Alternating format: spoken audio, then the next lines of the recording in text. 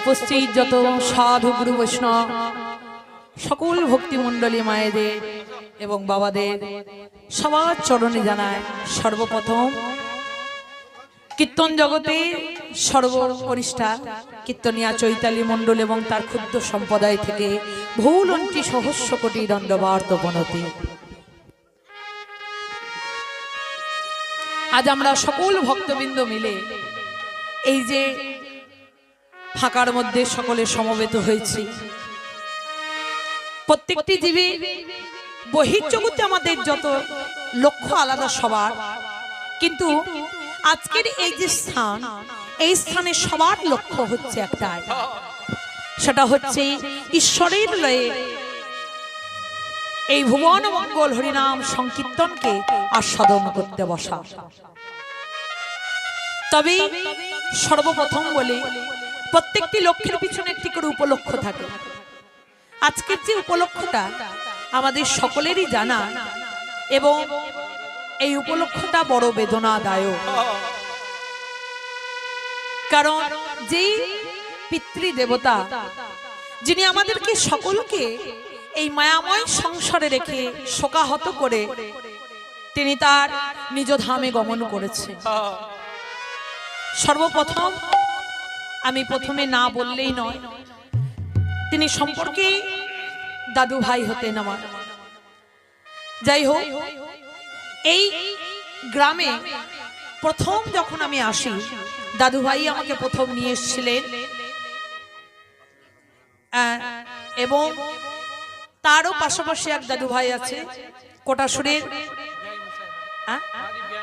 হ্যাঁ যাই হোক, যিনি ইহধাম ত্যাগ করেছেন তারই বিয়াই মশাই, সেই দাদু ভাই দুইজনেই।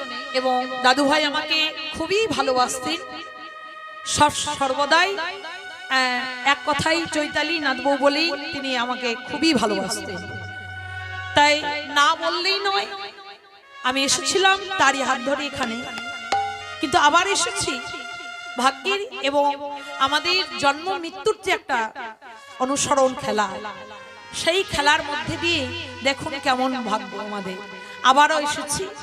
সেই দাদু ভাই তিনি তার পরধাম ত্যাগ করেছে, তারই বিদেহী আত্মার শান্তি কামনার্থে আধিকার এই ভুবন মঙ্গল হরিনাম সংকীর্তন। তবে ডক্টর মহান্নামব্রত ব্রহ্মচারী তারই লেখা রচিত বইয়ে তিনি বললেন, জন্মিলে মরিতে হবে অমরকে কথা কবে, যে জনে জন্মগ্রহণ করুক না কেন এই কলির করাল গ্রাস তাকে একদিন না একদিন গ্রাস করবেই করবে। সেদিন দাদু ভাই ছিলেন, আজ যখন এলাম তখন তিনি কিন্তু এই জগতে আর নেই। তেমনই কিন্তু দেখুন,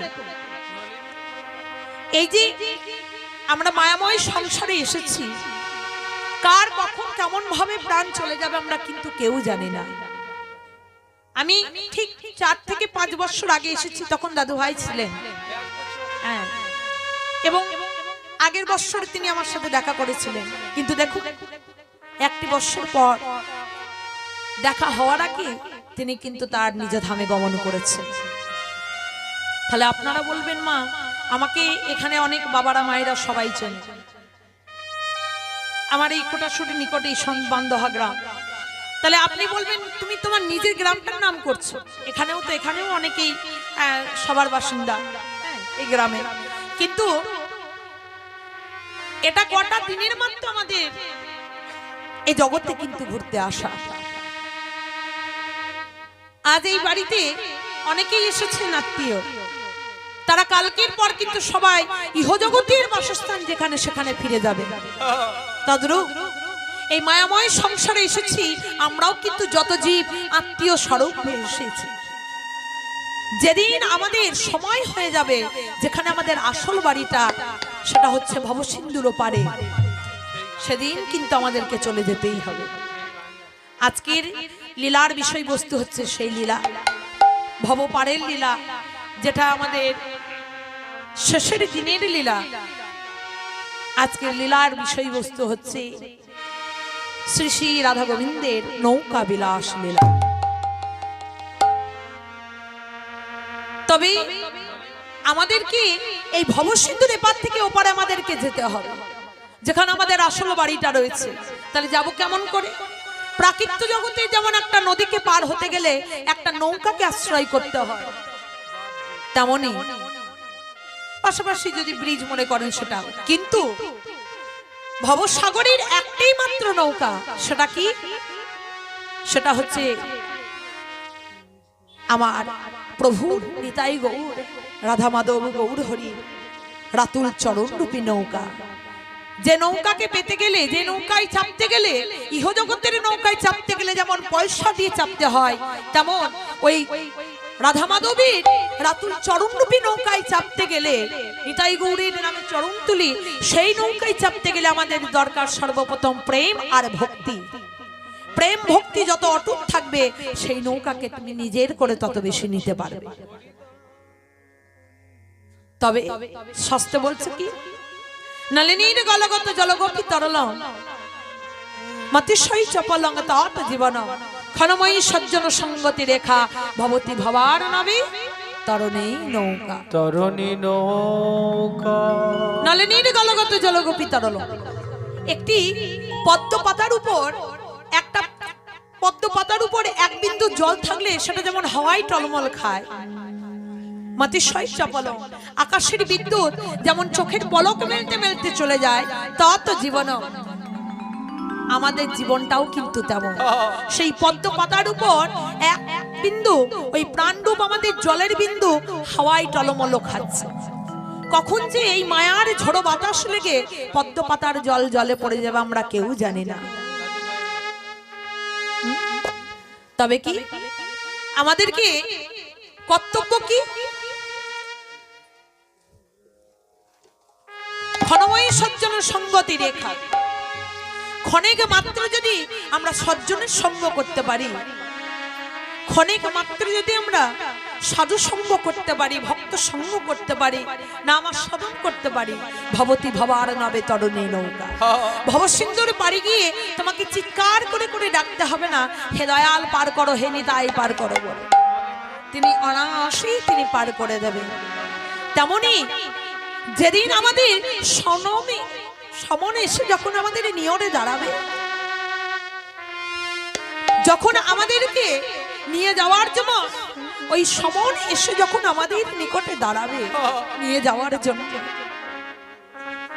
ইহজগতের নৌকায় চাপতে গেলে যেমন কড়ি দিয়ে চাপতে হয়, তদ্রূপ কড়ি ছাড়া যেমন চাপতে দেয় না, তেমনি কিন্তু ওই ভব পাড়ের দ্বারে সেদিনও কিন্তু দয়াল নিতাই দয়াল গৌর তিনি আমাদের কাছে হাত পেতে বলবে না, বলে করি দাও করি দাও করি দাও করি দাও করি দাও করি দাও। কিন্তু পাড়ের কর্তা যখন করি দাও বলবে, তখন তোমাদের কাছে যদি পয়সা না থাকে আমরা কি বলবো?